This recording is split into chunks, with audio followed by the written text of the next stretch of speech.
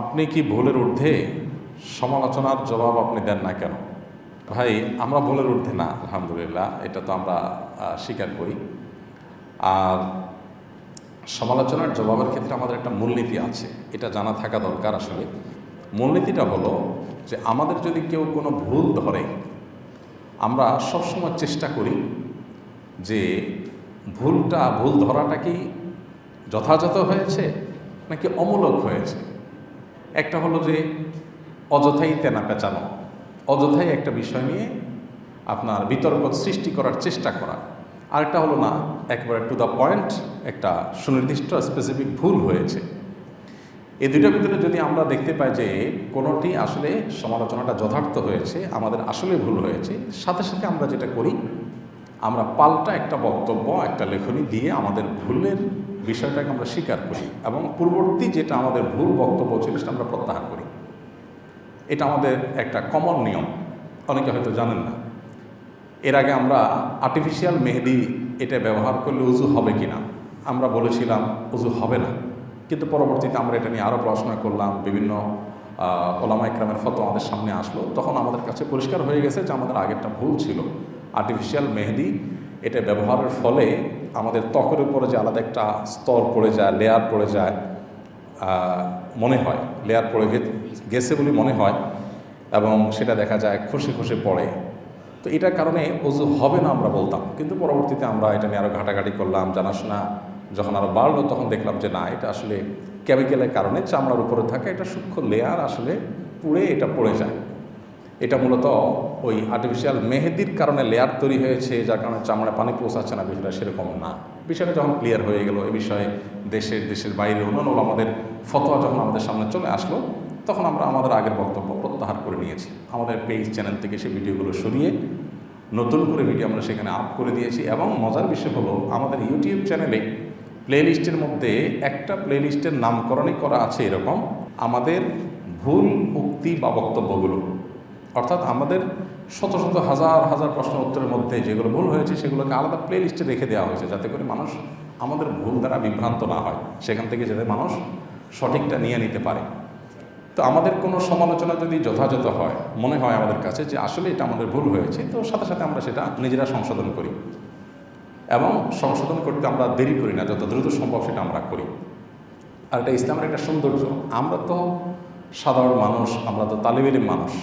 বড় বড় ইমামগণের যে সমস্ত বক্তব্য ছিল, মাসআলা ছিল, অবস্থান ছিল, সেগুলো থেকে তারা ফিরে এসেছেন এরকম হাজারো নজির আছে, লাখো নজির আছে।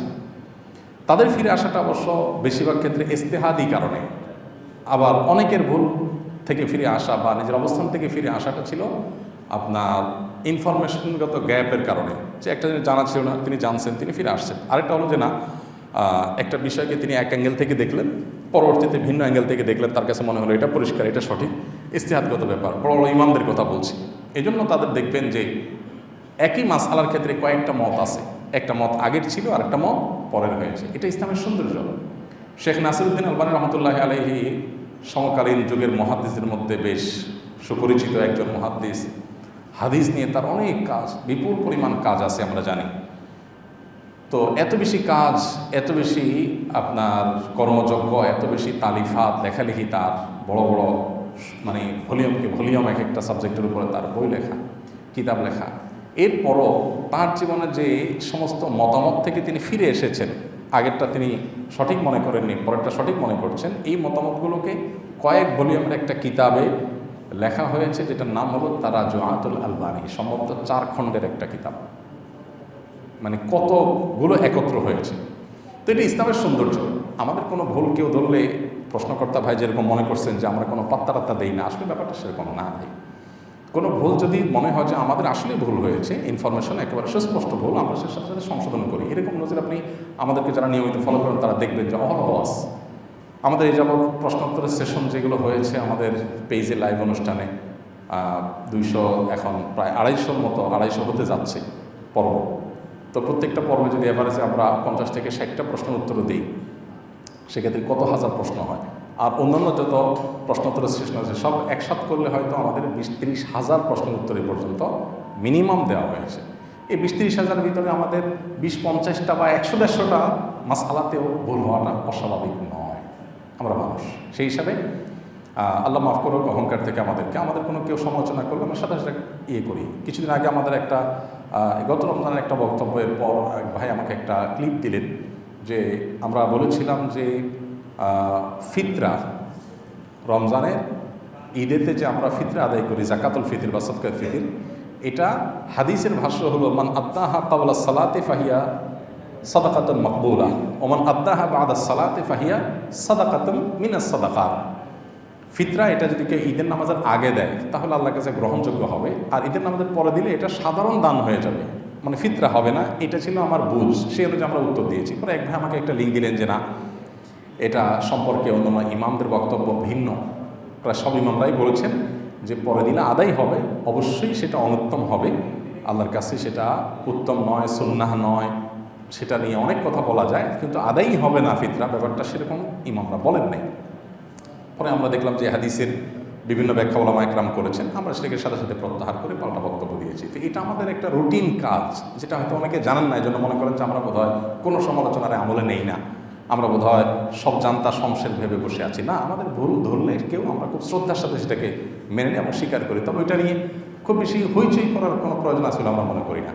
ভুল কে ধরলো এটা ব্যাপার না। অনেক এই যে ফিতরা বিষয়টা যে ভাই ভুল ধরেছেন, এই ভাইকে আমি চিনি না এবং পরিচিত কোনো মুখ না, একজন সাধারণ কোনো আলেম। আলহামদুলিল্লাহ, যখন লিঙ্কটা আমাদের কাছে আসছে আমরা তাহকিক করলাম, দেখলাম হ্যাঁ ওনারটাই সঠিক, আমার সাথে সাথে স্বীকার করে নিয়েছি। তো এটা তো ইসলামের সৌন্দর্য, আলহামদুলিল্লাহ। এক্ষেত্রে আমরা কোনো বাজ বিচার করি না।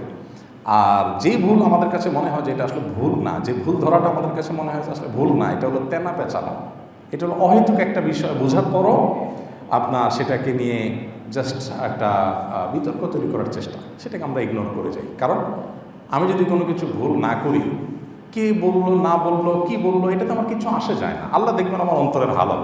আল্লাহ যদি দেখেন যে না আমার নিয়ত ঠিক আছে, আমার বলা ঠিক আছে, কেউ এখান থেকে ভুল ব্যাখ্যা, ভুল অর্থ, মিনিং দাঁড় করে তার মতো কেউ কিছু যদি কেউ কিছু করে, এতে আমাদের চিন্তার কোনো কারণ নাই। ইয়া আইয়ুহাল্লাযীনা আমানু আলাইকুম আনফুসাকুম লা ইয়াদুররুকুম মান দাল্লা ইযা ইহতাদাইতুম।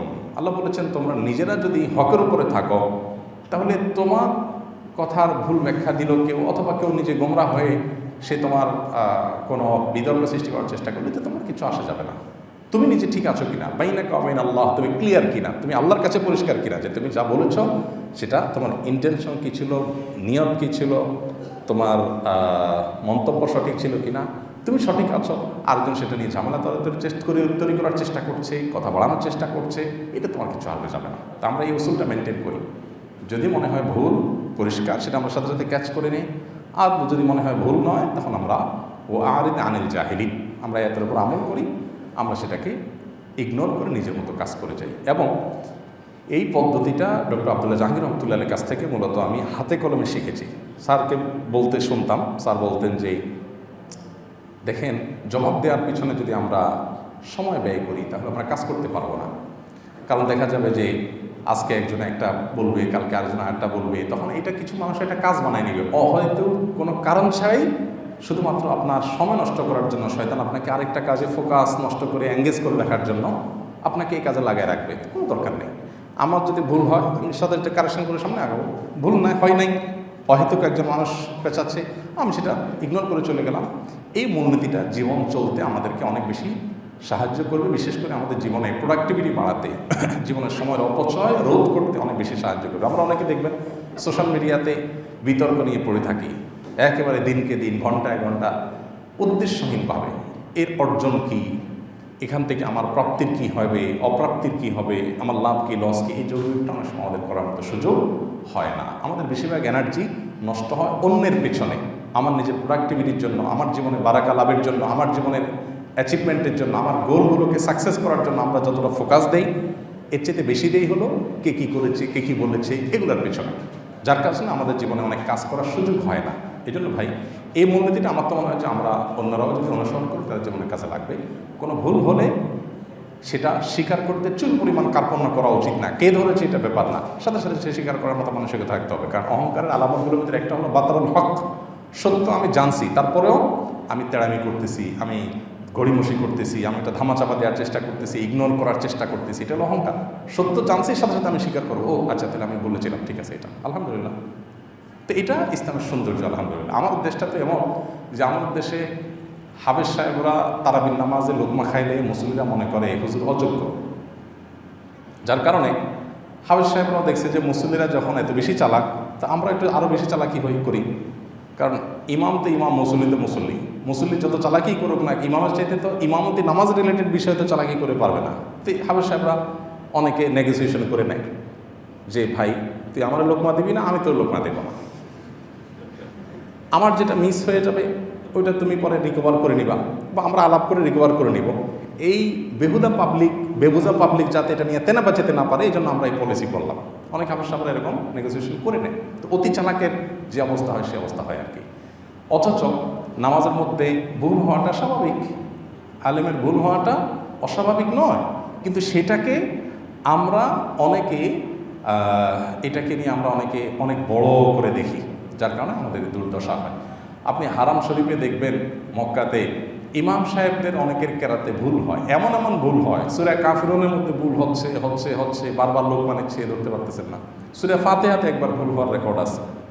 তারপরে যে আরও এমন ভুল আছে যে 3বার 4বার লোকমা দিচ্ছে আর লোকমা নিতে পারতেছেন না, এই অবস্থা। তারপরে উনি ওইভাবে নামাজ পড়তেছেন, কোনো অসুবিধা হচ্ছে না, ওনার চাকরির কোনো অসুবিধা হচ্ছে না। আমাদের দেশে হলে এই ইমাম 1 মাসের ভিতরে বিদায় হয়ে যেত।